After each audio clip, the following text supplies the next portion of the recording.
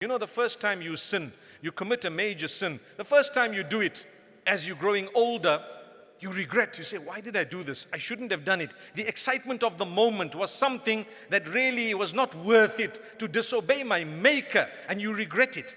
And that regret is a sign that you're a believer. The hadith says when you regret your sin, that is a sign that you believe. If you did not believe, where's the regret? You would not regret. Go and do it, plan it, and do it again and again and again and again.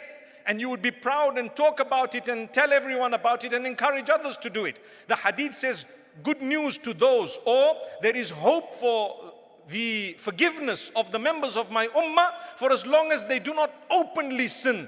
Openly sin, meaning they are proud of what they did. You know what we did last night? Ooh, it was New Year's night.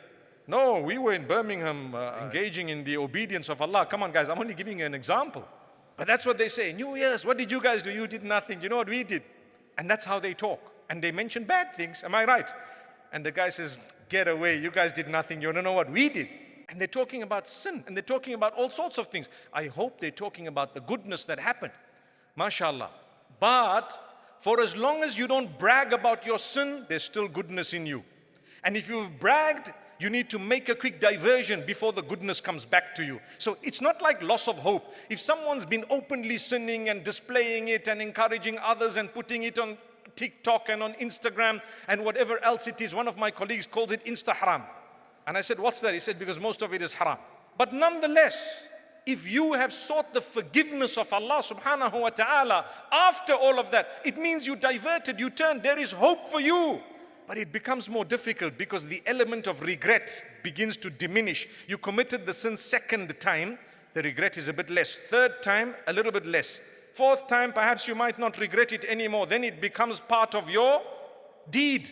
And you start thinking habitually that it's okay. You know what? Allah is forgiving. We heard the Shaykh say, Allah is Ghafoorur Rahim, He'll forgive. Let's just get all of this done and inshallah, we'll seek the forgiveness of Allah.